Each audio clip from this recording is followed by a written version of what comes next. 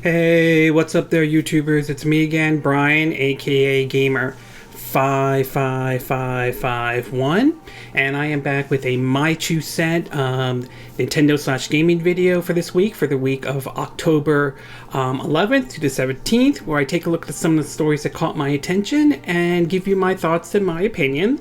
Again, I apologize if I didn't do a video review last week, though. Unfortunately, I came down with something. It was mostly within let's just say it just came down with something that eventually I had to go to the emergency room. Nothing life-threatening or anything like that. They just, I had to take medication and all that stuff, and I'm feeling better now and everything like that. So it was just, last week was just not a great week, but now I'm feeling much better, taking the medication, and I'm doing just fine and all that stuff. So I will be I hope so, but I certainly will have a video review for this week, though. And another thing, in fact, it's very warm out where it is. Last time I checked was like 90 degrees and all that. So it's been warm lately out here in Southern California. Hopefully next month the weather will start and things will start getting cooler, and it will be much more comfortable and all that stuff. But anyway, with that part out of the way, I do want to talk about that we have 5 stories to cover for this week, including the NPD that has been released, to Sony actually showing off the PS5's user interface and some of the new features that will be in it for the upcoming release of the PS5 system. Amazon shuts down their multiplayer battle royale Crucible, if I'm saying the name correctly, though. We got some information on the Outer Worlds regarding the Switch version, to possibly a sequel in the works, and some issues regarding Level 5 and their future of basically bringing some of their games over here to the West and all. But before we get started, we'll take a look at what I like to view the quick My 2 Cent part. Some of the stories that kind of caught my attention, but I'm not going into huge amount of details and all, but it's worth taking a look at it. Some of it's gaming related, some of it's like movies or TV shows related, though. We'll start off with the first one, which is supposedly the developers of the Ori and the Blind Forest is working on their next game, and supposedly will be like a Zelda-like kind of approach. I've also heard maybe a little bit of a Diablo, which is kind of interesting, though. I'm very curious to see what this game will look like, and for me, my fingers are crossed and hoping that we see this on the Nintendo Switch. I would love to see this come to the Nintendo Switch, but supposedly Private Divisions, the one that published the Outer Worlds, will be handling this one. So for me, fingers crossed that it comes to the Nintendo Switch, at least as a longtime Nintendo fan and all. We also learned that Aulx Studio is now hiring and looking for a storyboard artist. So obviously they're doing a lot of hiring and all that stuff, but it obviously means it's still going to be a while before we see any information of Metroid Prime 4, based on what we've been hearing and all that stuff, which is understandable, but it is kind of a little unfortunate that we're going to have to wait longer after Nintendo saw with this Eternal development team that the game was not living up to the expectations they were hoping for, and went with retro, and they kind of apologized about that. While I applaud, which I still stand behind the fact that while I applaud Nintendo apologizing for this, though, I still think a level of criticism does need to be directed towards them as to why didn't they go to Aulx Studio in the first place, though. But it is what it is. We also now have a release date for the Switch version of Sniper Elite 4, which was kind of the surprise we saw during one of Nintendo's Direct. Supposedly it will be out November 14th, which is certainly nice, and it's certainly great that they're bringing Sniper Elite 4 over to the Nintendo Switch. And it does make you kind of wonder to some degree, if they're bringing this over to the Switch, could something like, say, Zombie Army 4 make its way over to the Nintendo Switch? Or say like Strange Brigade, could we see that come to the Nintendo Switch? For me, my fingers crossed and hoping that's true, that we see those games come over to the Nintendo Switch, but time will ultimately tell if that happens or not. But in either case, Sniper Elite 4, November 17th, will be coming to the Nintendo Switch. We also got a look at the first trailer for the upcoming Monster Hunter movie, and honestly, I would say in a time when we're living post Sonic the Hedgehog movie, which did very well at the box office, I'm sorry, it's not clicking with me though. Don't get me wrong, I'm looking forward to games like Monster Hunter Rise and Monster Hunter Stories 2 for the Nintendo Switch, but this just doesn't interest me at all. Not as much as, say, the Sonic the Hedgehog movie, especially after Paramount redesigned Sonic and really shows that, hey, they're actually putting real effort into this. This just doesn't really show no effort. I mean, it just doesn't click with me or anything like that. But who knows? It's still aiming to come out in the theaters for the holidays, though. Maybe some people might see it, considering that there isn't a whole lot of movies to watch in the theaters during the holidays. Maybe because of, the whole pandemic and everything, maybe they figured, let's take a look. Let's see this movie, though. And it might click with some people, it might not. To me, it doesn't really click with me at all right now. We also learned that the Matt Reed's upcoming The Batman movie is back, I think, filming again after supposedly one of the actors tested positive for the COVID-19. And not to mention, we learned that the movie has been delayed to next year, or I think 2022, because of the whole coronavirus situation, all that stuff. So unfortunate, but it's good. But hopefully things are back to normal, at least back to normal to a certain degree, and they could get basically back on track in terms of filming. We also learned that basically Disney is going to be focusing a lot more on their streaming service going forward with a lot of their brands, whether it's like Star Wars and Marvel and the other brands as well, providing how successful Disney Plus has been for Disney so far. I can understand that, but it also kind of raises questions about the survival and the future of like movie theaters and all that stuff, which movie theaters, let's be honest, has been struggling a lot, especially after the whole start of COVID-19 has really thrown a lot of loops when it comes to movie theaters. Although a movie theater close to where I live has now sort of created their own like mini drive-in movie theaters where you could go see some of the classic movies. Like they recently showed Ferris Bueller's Day Off to, I think, Spider-Man into the Spideyverse and all. So, but still, a lot of theaters are struggling, especially when we heard Regal is shutting down some of their movie theaters and all. So it's very tough, and while I understand Disney's decision about this, I am a little like wondering, it does raise a question about the future of, like movie theaters in general and all that stuff. And last but certainly not least, we saw a trailer for the upcoming reboot or revival of Animaniacs on Hulu. Now, I saw the trailer myself, and I just freaking love it. They parody Jurassic Park with this. The scene where when they see the dinosaurs for the very first time, that one scene, that scene's like memorable in the Jurassic Park movies and all. So it was just funny to see them, parody that scene. And they mentioned they're bringing back Pinky and the Brain and all. It's just like, it was just nostalgic at its best, though. I just love that scene and all, and I'm glad that they're bringing back Animaniacs, though. Side note, the scene in Jurassic Park where they finally see the dinosaurs, or where they say "Welcome to Jurassic Park," I passed by that scene when I went on a trip to Hawaii on a cruise trip and took an excursion, and they showed off scenes where they filmed a lot of the Hollywood movies, from Jurassic Park to Pirates of the Caribbean and all. So, and we passed by that scene where where you saw like the dinosaurs for like the very first time and all that stuff. They could have shown off scenes from Jurassic World, but due to an issue with Universal and the fact that the movie was still in theaters at the time, though, they couldn't show clips from Jurassic World at that moment. Now they can, but it is what it is. But anyway, the Hulu trailer was done brilliantly, and I'm looking forward to seeing Animaniacs appear again, this time on Hulu. I'm curious if it could still maintain the magic that the original one had when it aired on Fox Kids before moving over to the WB Kids, and also had an appearance on Cartoon Network and all. Plus, and they're bringing back Pinky and the Brain, they're bringing back Animaniacs. Steven Spielberg, you need to bring back Freakazoid. Damn it, that needs to come back as well. So anyway, check the trailer out and see if it's see if you're glad that they're bringing back Animaniacs or not.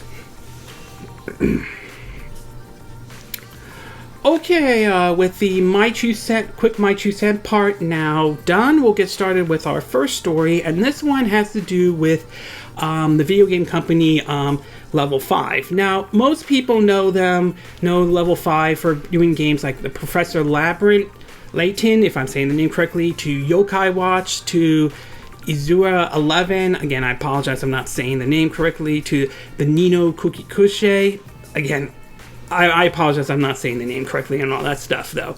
But for me, I remember them during the PlayStation 2 era when they released Dark Cloud, which was a gift that I got after I graduated from high school, along with Dark Cloud 2, and the 2007 release of Rogue Galaxy that was released near the tail end of the PS2's life cycle, that along with Odin Sphere as well. So I remember them from making those kind of games and all that stuff. But most people remember them from, the Yokai Watch series that they've been releasing, mostly on the 3DS and so forth.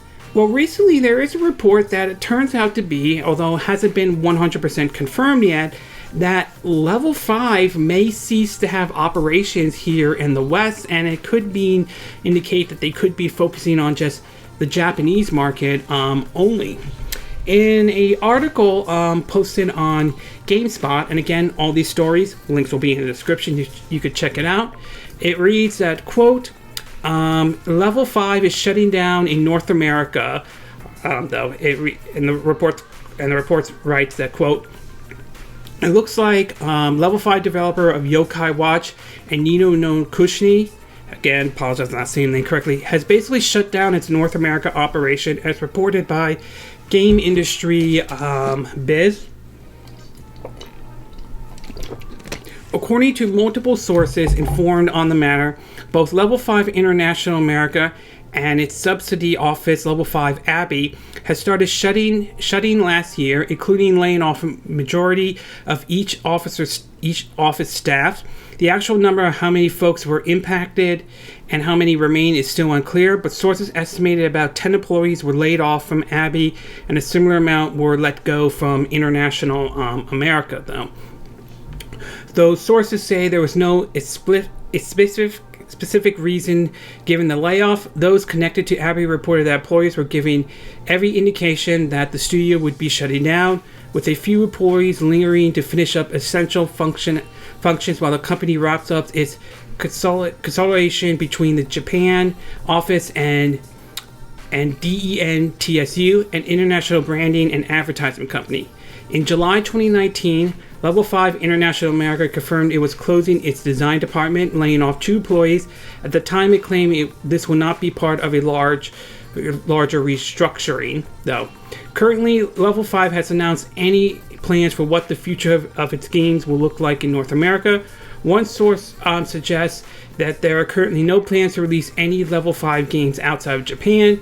The detail on previous announcement Western release like the localization of Yokai Watch 4 has ceased, as well as Level 5's design social media account has largely been inactive, aside from an announcement of July that a bug in Layton Brothers Mystery Room has been fixed. Assuming this information is true, assuming it is though, to me it is kind of a disappointment to hear that the fact that they are going to be closing up shop in North America, though. I mean, I'm sure there is a fan base here in North America and in the West that would love to continue playing a lot of the games that Level 5 has produced, though, but it is very unfortunate to hear that, which means we could see a lot of their games end up like people importing it for, whether it's for the Nintendo Switch or any other system, possibly via Play Asia or other areas to be exact. But it's really kind of sad because I like some of the games they put out like during the PS2 era with Dark Cloud 1 and 2. I really wish they did a Dark Cloud 3, and Rogue Galaxy, which also I wish they did a Rogue Galaxy 2 on that one.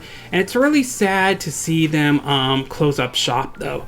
Hopefully there's another way they could bring their games over to the West.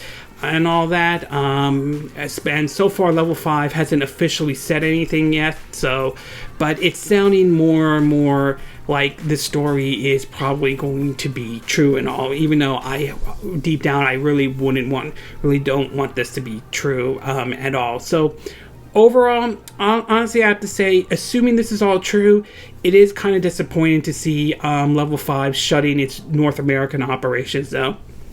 Maybe someone will pick up Level 5 or buy Level 5 and all that stuff to make it easier to bring their games over to the West. I mean, there's always that possibility, though, but who knows? But for right now, the future doesn't seem bright in terms of Level 5 bringing their games over, excuse me, to the West, though. Okay, we're going to take a quick break, and when we get back, we'll get to part 2. And this one has to do with the Outer Worlds in regards of supposedly an update for the Switch version to reports that a sequel might be in the works and all. So we'll take a quick break, and we will be right back.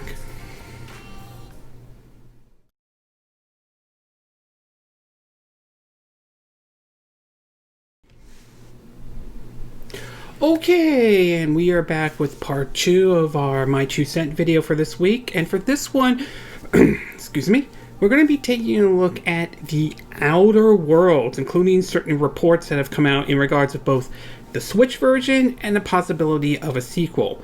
Now, one of my favorite games of 2019, though, was the Outer Worlds, released on the PS4 and the Xbox One. This was basically Fallout in space, and it was actually a really good game.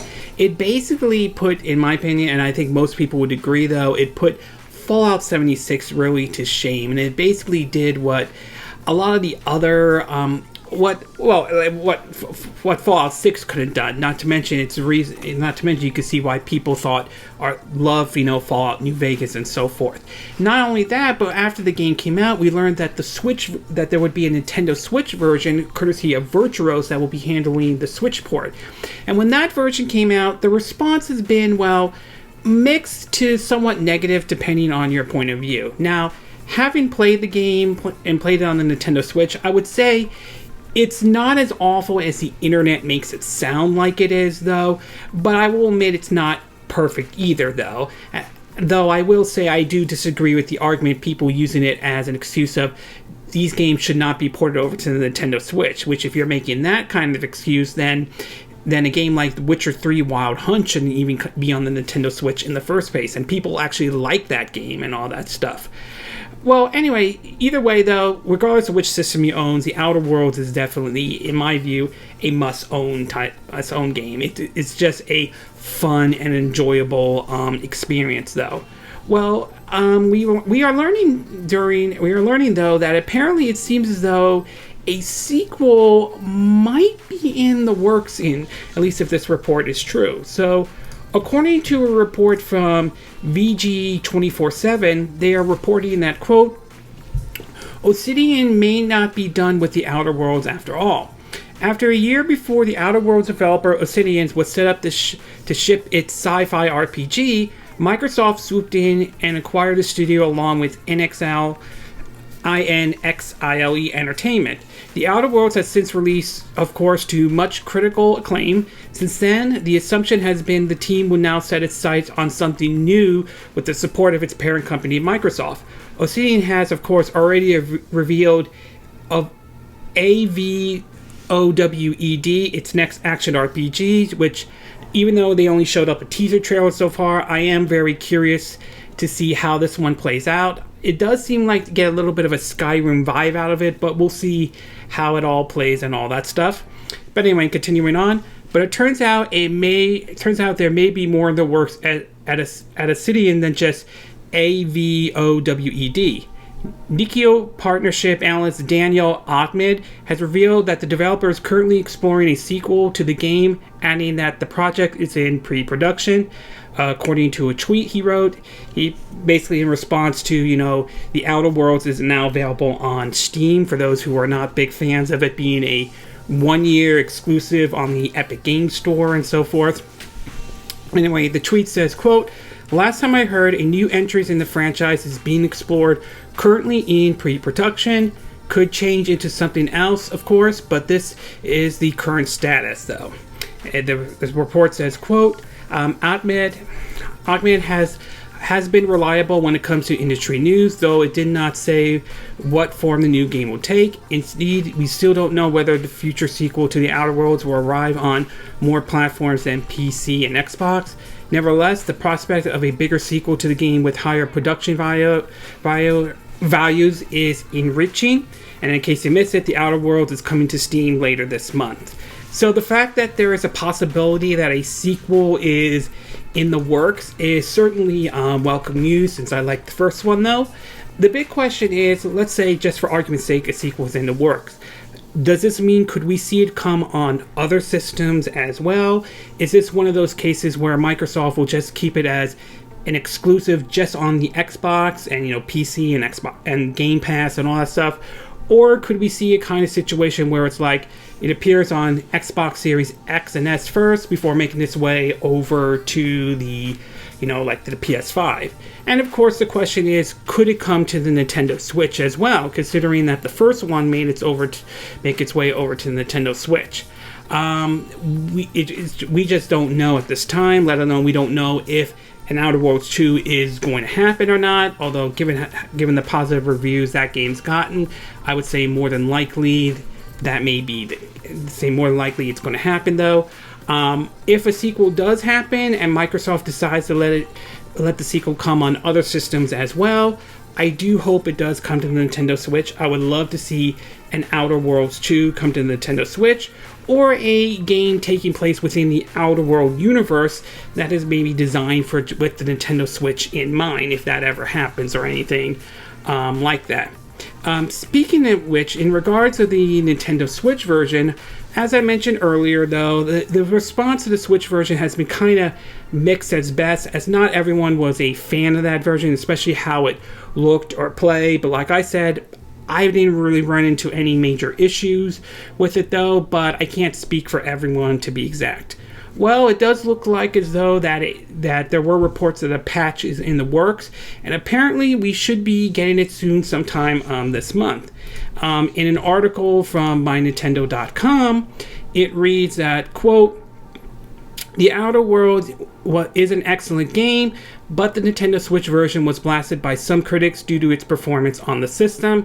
However, it sounds as though refinements will be coming later this month via a software update for the Switch version.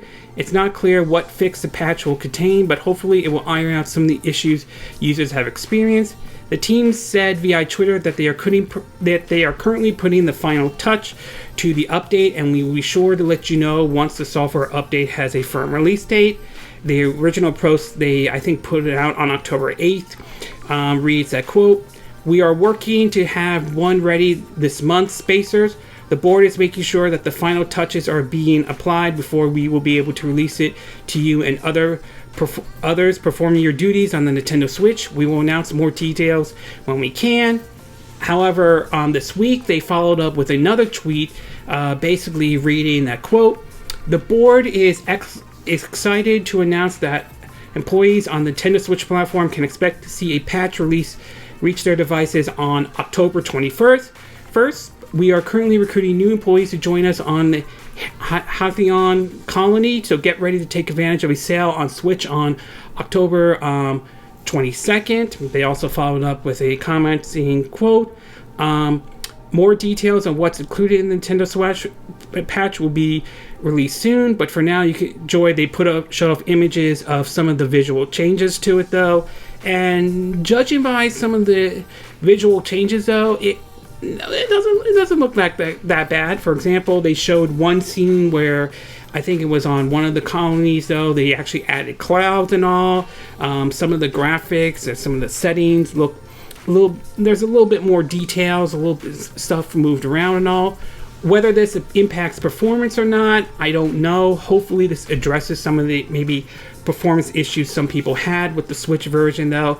But it's nice to know that Obsidian, Private Division, and Virtuos, or at least looks like they are actually putting effort to fix the Switch version, to be exact. And that is certainly nice and all that stuff.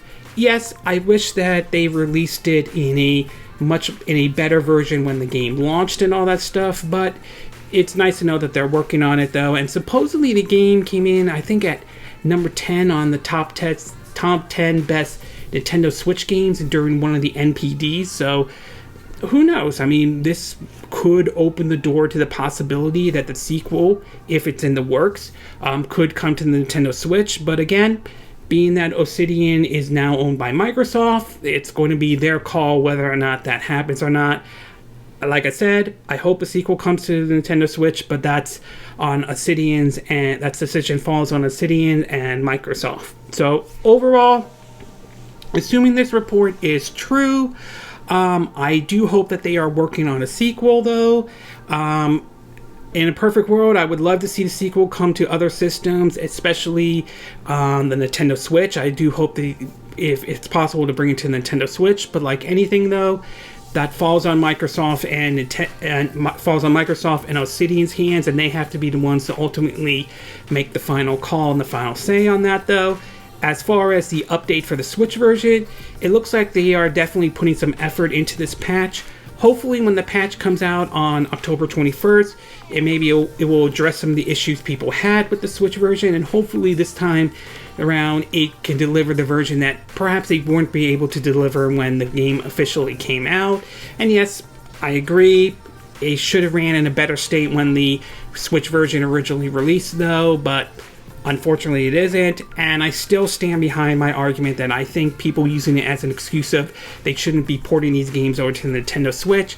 I strongly disagree with that argument, though. If a game like Witcher 3 could come to the Nintendo Switch, or Doom, though, I'm pretty sure there are ways they could bring other games over to the Nintendo Switch, though. So I don't buy that argument at all, one single bit.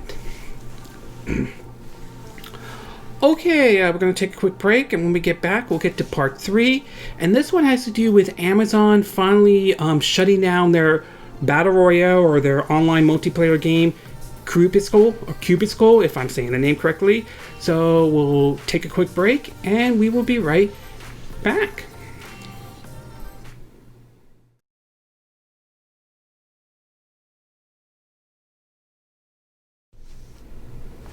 Okay, and we are back with part 3 of our My 2 Cent video, and for this one, we're going to be taking a look at, unfortunately, Amazon Game Studios pulling the plug on their multiplayer release, Crucible, if I'm saying the name correctly, though. Now, Amazon probably is one of the biggest brands out there, which some people enjoy their brand, some people don't. Some people feel like they're monopolizing a lot of things, much like we see with companies like Disney and Google, to be exact.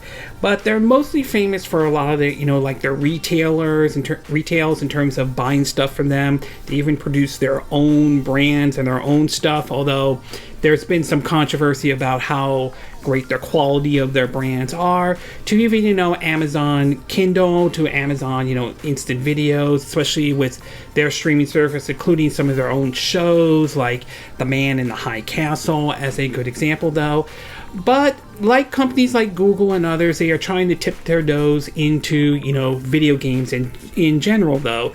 Some not always with the greatest of success or anything like that. Stadia, which like I said before, I don't hate it really. It's not as bad as the internet makes it sounds like to be, but there are certainly some decisions Google made that didn't exactly help themselves either in any way. And we all know that Amazon is dipping their toes with their cloud streaming service with their upcoming release of Lunar. Full disclosure, I signed up for the beta as well, and hopefully I'll see if I've been approved to try the beta or not.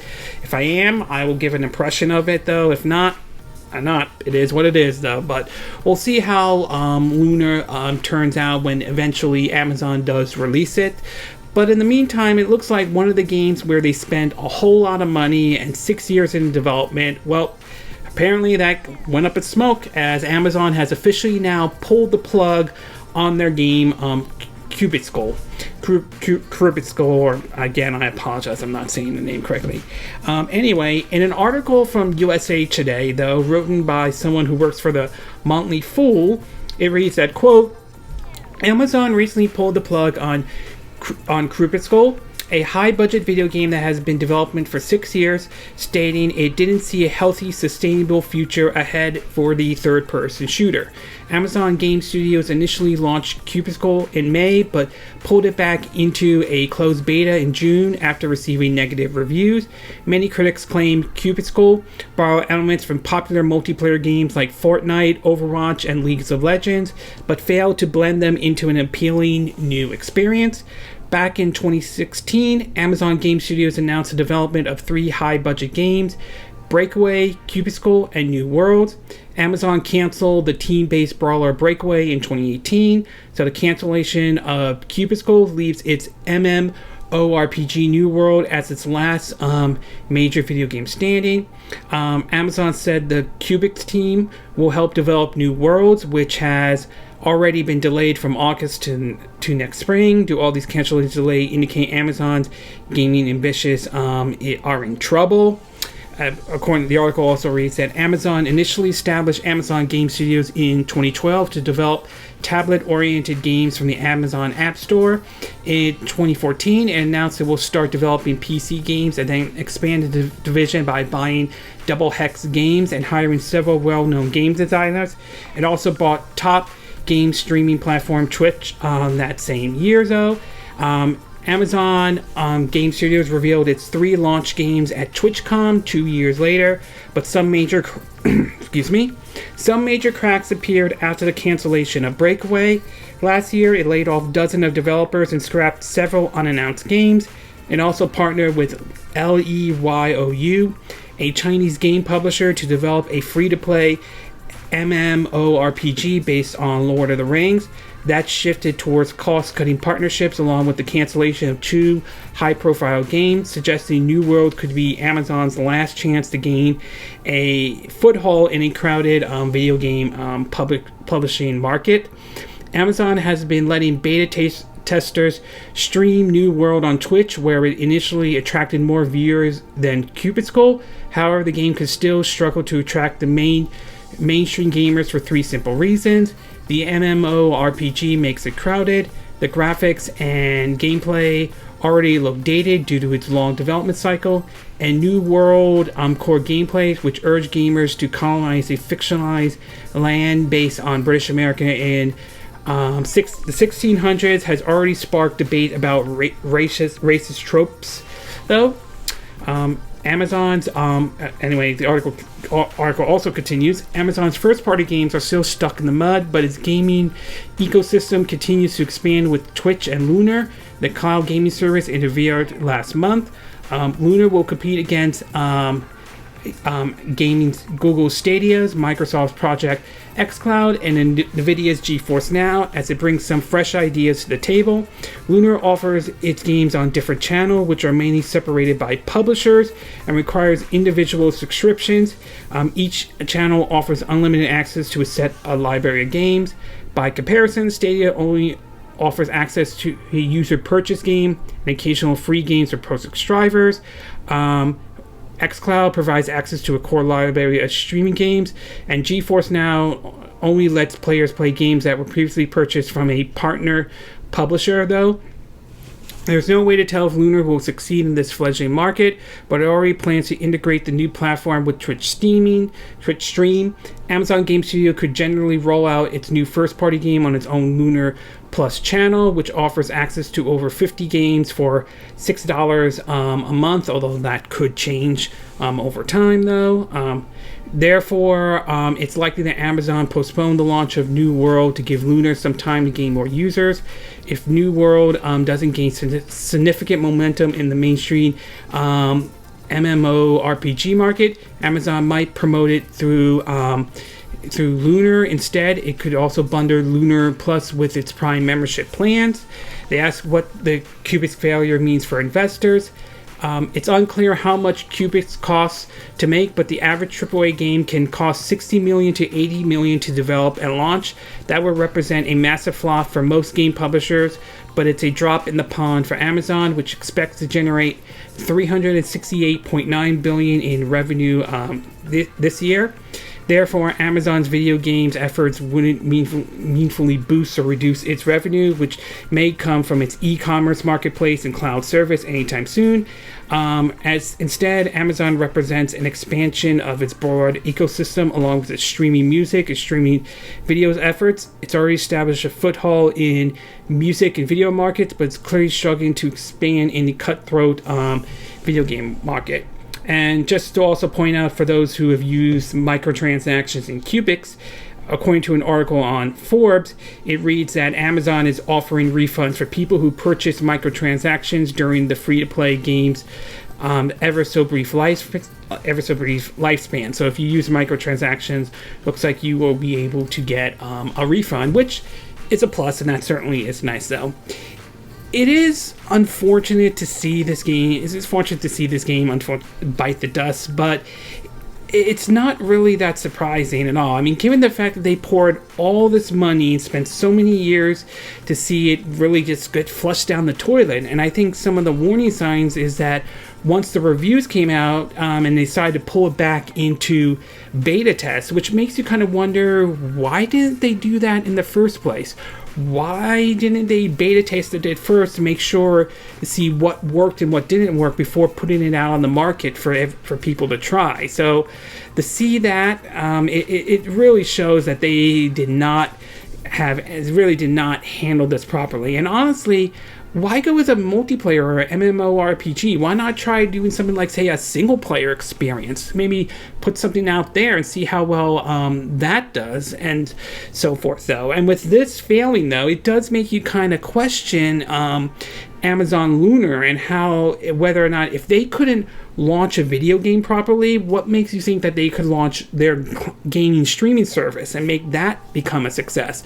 Also, while I agree it has potential, I'm a little iffy about the whole idea of every publisher having a specific channel, which means you have to pay for that one, that one, that one, that one. I'm a little iffy about that approach. So I think there are certainly some red flags about Amazon's Lunar and all. But time will tell if that one becomes a success or not. And we'll see if New World makes up for the mistakes that Crucible made, or if this one bites the dust. And if it does, then it wouldn't surprise me if Amazon decides, you know what, we're shutting down Amazon Game Studios, though, because obviously they seem to be having a very hard time and they're constantly laying off employees. I just can't see any future for them if they don't really put something out there that really clicks with folks and all that stuff. And it also worries me about, is Amazon Lunar dead on arrival or not? Again, we don't know if that's true or not. It may not.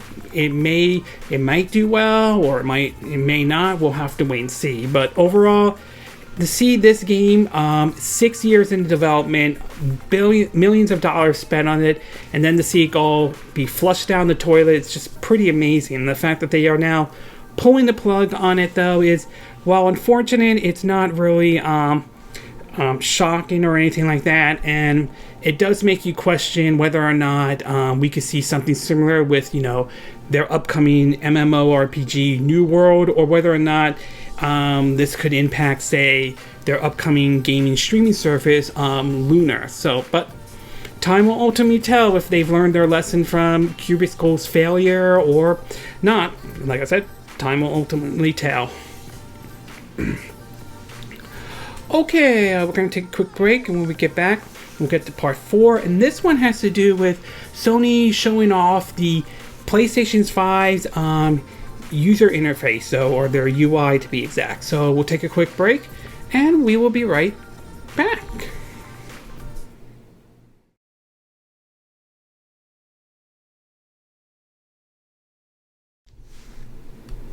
Okay, and we are back with part 4 of our My 2 Cent video, and for this one, we're going to be taking a look at Sony showing off the PS5, especially their UI, or user interface, though. Obviously, as we get closer and closer to the launch of both the Xbox One Series S and X, and of course the PS5 and its digital version, though, we are basically seeing more information in terms of what the screens are going to look like when you boot up and all those systems and all. And recently Sony had their State of Play, which is basically their version of like what Nintendo has with their directs and so forth. And this one focused it a lot on the user experience, or the UI to be exact, of what PS5 owners are going to expect once they boot up their system, or when they start up the system, whether they put it in sleep or turn it off to be exact. And some interesting things they've put up there, including some that I thought were kind of neat, and I really liked that what Sony is doing though. First one, of course, on their blog, they point out, quote, from their PlayStation blog to be exact, they said, "With less than a month until launch, we're thrilled to share our very first look at the PlayStation 5 console's user experience, the UX or UI. The new UX is completely centered on players to provide you a truly next-generation experience with deep immersion that quickly connects you to great games and a passionate gaming community, though. We believe your playtime is valuable and should be meaningful, and all the new features we're delivering are inspired by the concept and vision. The new UX introduced several new features designed to make your gaming experience more fun, engaging, and personal and social. One of the highlights is the new Control Center, which provides immediate access to almost everything you need from the system at a single press of the PlayStation button on the DualSense wire controller, all without leaving the game. We've also added a new feature called Activities, designed to bring you closer to the key elements of gameplay. Activities are displayed via on-screen cards in the Control Center, which enables you to discover new gameplay opportunities, go back to things you miss, jump directly into a level or challenges you want to play, and much more. Some activity cards can be put in picture-in-picture mode, so you can view them without having to leave the game. Navigating the interface, switching between games, and hopping into online matches occur quickly as we rebuild the entire software stack from the console to the network to bring you a truly next-generation experience. We believe less time you spent waiting to interact with the system, the more time you have to spend to play games. We want to give you an early peek at part of the PS5 UX journey in our video walkthrough that again, you could check on the link in the description or click on the card that will appear up on this video. So we hope you enjoy the tour. Also keep in mind, this is in a pre-production environment, so there may be some minor changes, but it will give you a taste of what to look for when the PS5 launches in November though. And GameSpot pointed out several of the new features though. One of it though is basically they basically point out, the Control Center though. Basically they say, quote, "In the demo, Sony loads right from the rest mode into Sackboy, a big adventure." And the Console Center loads up across the board of the screen. You could pull it up by tapping the PS button once, and all your icons are there available.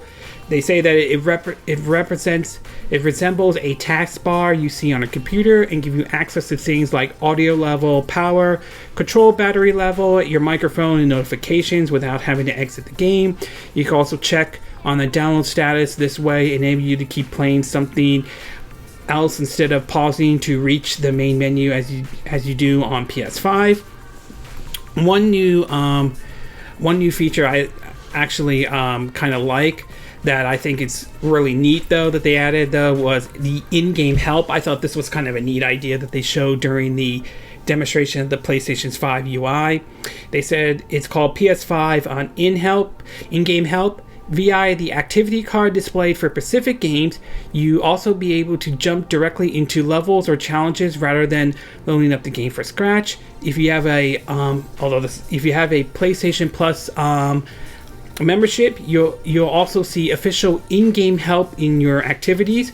You can even pin videos, walkthroughs to your screen, so you can keep watching while you play the challenge. Not all games will support these, but we expect at least Sony's exclusives offering to use this feature.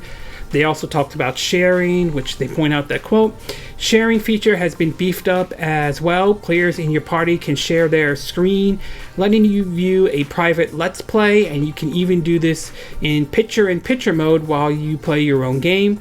The new Create button gives you a preview of your screenshot in the menu at the bottom of the screen, and you can also easily switch between capturing videos and images.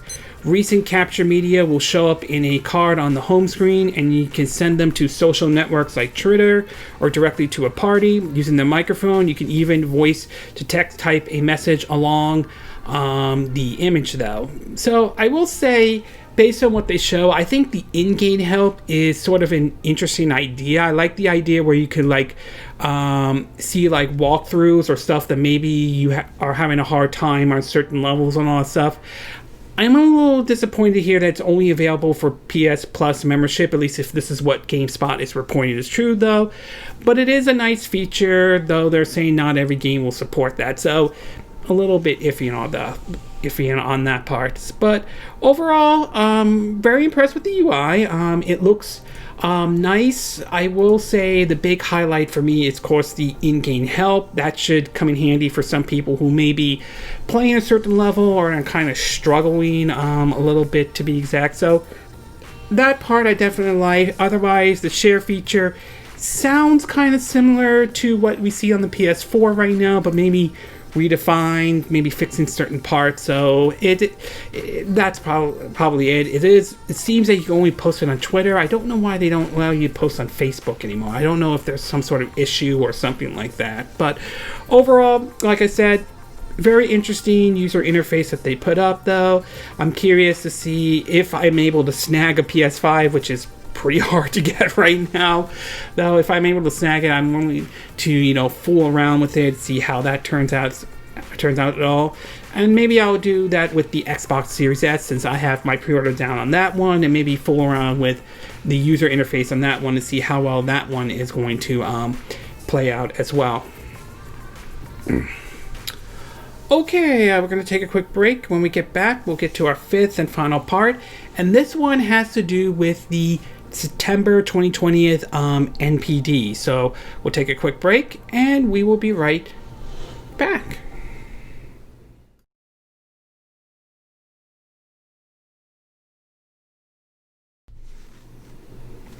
Okay, and we are back with our fifth and final part of our My 2 Cent video. And for this one, we're going to be taking a look at the NPD, particularly though September 2020 NPD, which saw several new releases from both Marvel's, or at least also releases from Marvel's Avengers, to Nintendo releasing Super Mario 3D All-Stars. And apparently it seems those two games managed to do very well. Marvel's Avengers especially, considering some of the controversy surrounding that, ranging from the game was broken and buggy when it was launched to the player user base is taking a nosedive, particularly on PC to be exact. But apparently it seems that controversy, whether you view that as a controversy or not, seemed to have virtually no impact on its sales numbers for September 2020. Excuse me. In an article first by iMore, they pointed out a couple of things about this though. They pointed out that Marvel's Avengers was the best-selling game of this month, with Super Mario 3D All-Stars launching at number 2, and Tony Hawk Pro Skater 1 and 2 launching at the number 4 spot. So, according to the top 20 games sold in the US for September 2020, according to the NPD, it has Marvel's Avengers at number 1, Super Mario 3D All-Stars at number 2, Madden NFL 21 at number 3, Tony Hawk Pro Skater 1 and 2 at number 4, NBA 2K21 at number 5, Call of Duty Modern Warfare at number 6, Crusader Kings 3 at number 7, Animal Crossing New Horizon at number 8, Star Wars Squadron at number 9, Mario Kart 8 Deluxe at number 10, Crash Bandicoot 4 It's About Time at number 11, Ghost of Tsushima at number 12, Ring Fit Adventures at number 13, Super Smash Bros. Ultimate at number 14, UFC 4 at number 15, New Super Mario Bros. U Deluxe at number 16, Legend of Zelda Breath of the Wild at number 17, Super Mario Odyssey at number 18, although I wonder if it jumped on there because of Super Mario 3D All-Stars. Mortal Kombat 11 at number 19, and Super Mario Party at number 20, though. In terms of the best-selling games so far in 2020, or the top 10 best-selling games in 2020 so far, Call of Duty Modern Warfare at number 1, Animal Crossing A New Horizon at number 2, The Last of Us Part 2 at number 3, Madden NFL 21 at number 4, Ghost of Tsushima at number 5, Final Fantasy VII Remake, or Final Fantasy VII Remake Part 1 if you want to call it that, at number 6, Marvel's Avengers at number 7, Dragon Ball Z Kakarot at number 8, MLB The Show 20 at number 9, and Super Mario 3D All-Stars at number 10. In terms of each system's their best-selling games so far, in terms of first-party games, I would say Last of Us Part 2 is at number 9,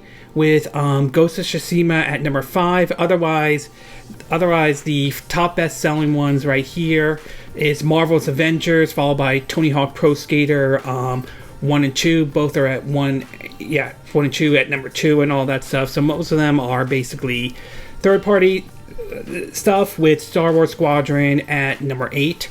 Over at the Xbox One, the only first-party game, or at least, based on what we've seen so far, the only first-party game for Microsoft is Forza Horizon 4, which is at number 9. Otherwise, Marvel's Avengers is at number 1, with Madden NFL 21 at number 2, and Tony Hawk Pro Skater 1 and 2 at number 3.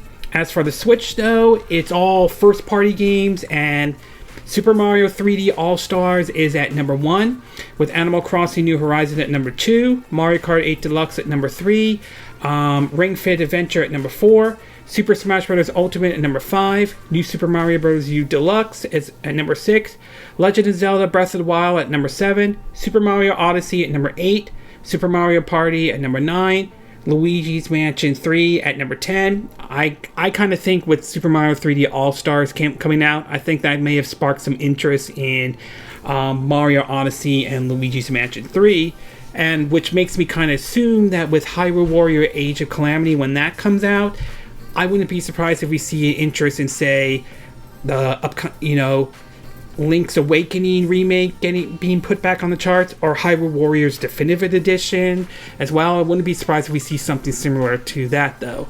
So the takeaway from the NPD charts, obviously, is the two big hitters, of course, were Marvel's Avengers and Super Mario 3D All-Stars were probably the big hitters for September 2020, though. Yes, Marvel Avengers is certainly controversial, with not everyone liking how the game was launched, to basically some of the issues with the player base dropping, but it seems the controversy wasn't able to stop it from being the best-selling game in September of 2020.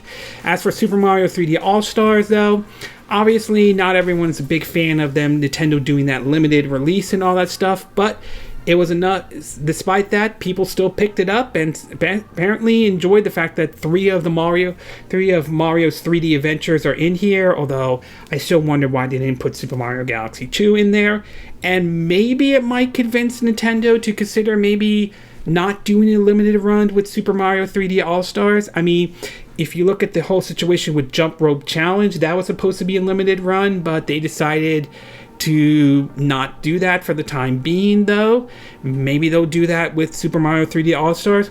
Maybe they'll do that with the Super Mario 35 Battle Royale game, but we'll have to wait and see. But basically, on terms of September 2020 NPD, obviously, Marvel's Avenger and Super Mario 3D All-Stars were probably the big winners, along with Tony Hawk Pro Skater 1 and 2, the Crusader Kings 3, even though I probably never played that. I haven't even played that game at all or anything like that. But obviously those were the big winners for September 2020.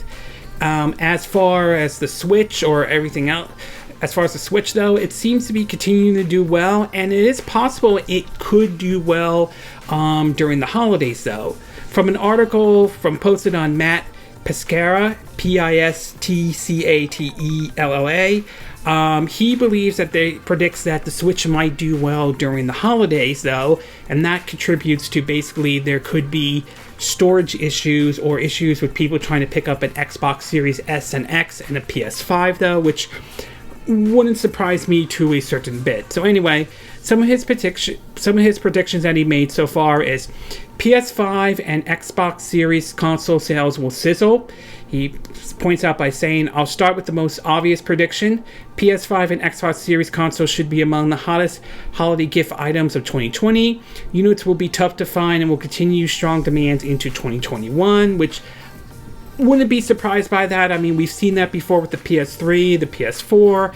We even saw that with the Wii and Nintendo Switch. That has happened before, so it wouldn't surprise me if we see something like this with the PS5 or Xbox Series S and X.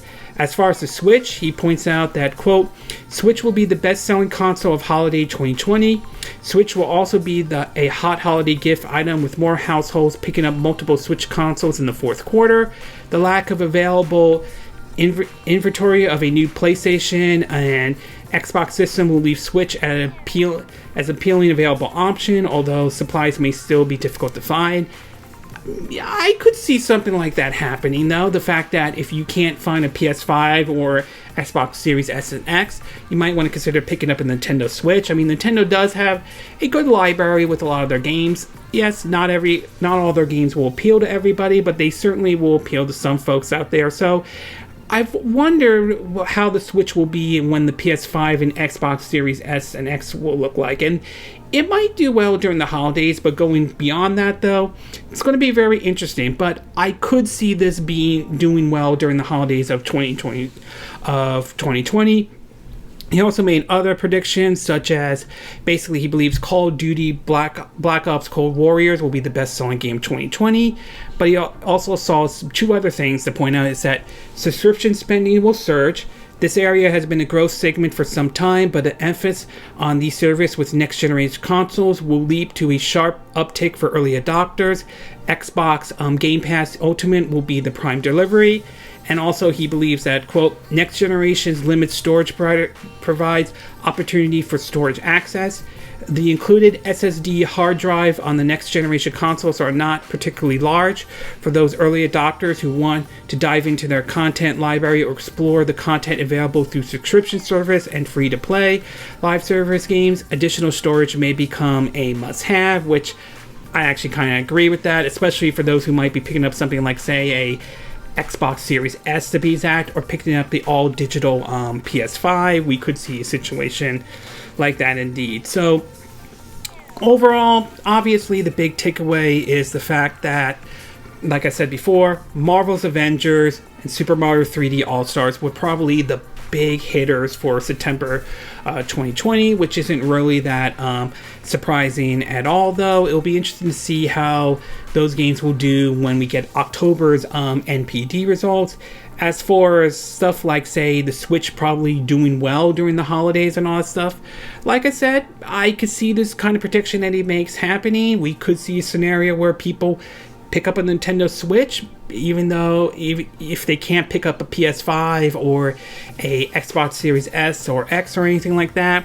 Although it's possible it could be difficult to find a Nintendo Switch, and they may end up getting either like a Switch Lite to be exact. So I could see a situation like this certainly happening, though, and I don't deny the fact that obviously you're going to see people buying a lot of storage accessories, considering the amount of space you could get on your PS5 and Xbox Series X and S. So we're obviously going to see a lot of that. So very impressive with September's 2020 NPD. We'll be very interested to see what October's 2020 NPD results are, when I believe they'll talk about it sometime during in November to be exact, though. And it will be very interesting to see how, especially with Black Friday, how well that plays out, especially with the whole situation with, the pandemic, the coronavirus going around and all. Okay, this concludes this my 2 cent video for this week. And again, these are my opinion. What are yours? What are your thoughts about the possibility Level 5 could end operations here in the West? Are you surprised by this story in any way? Do you think the story is true? Do you think Level 5 will not end operations here in the West, or do you think it is? And will you be disappointed to hear that if that turns out to be true? What are your thoughts about a report about the Outer Worlds, a possibility of a sequel could be in the work? Do you think this report is true? And if so, are you excited for a sequel? Do you think now with Microsoft owning Obsidian, do you think it's possible it will just stay on the Xbox Game Pass, and PC? Or do you think it's possible we could see the sequel make its way over to, say, like the PS5 or even the Nintendo Switch, if that's possible? And are you looking forward to the update that they're going to bring to the Switch version? Do you think the Switch version, this update, will make any improvements to the Switch version of the Outer Worlds? What are your thoughts about Amazon's Crucible, if I'm saying the name correctly, shutting down, though? Was this a long time coming? Did you see this coming a mile away? Are you surprised by this announcement? Are you not surprised by this announcement? And do you think this could have an impact on Amazon Game Studio's upcoming game New World? And do you think this could also have an impact on Amazon's upcoming gaming streaming service, Amazon Lunar? What are your thoughts about the PS5's user interface, though? Were you impressed with what Sony showed off for the PS5's user interface? Were there features you liked that they did or didn't like at all? Do you think there are some areas you think that Sony should do to maybe make the user interface better? Are there features you think they should take out, or things that you think they should add more to? And what are your thoughts about the NPD charts released for September 2020? Are you surprised by some of the stuff that they announced? Are you not surprised at all? Have you picked up Marvel's Avengers? Do you think the game deserves to be the #1 spot despite some of the controversies surrounding it?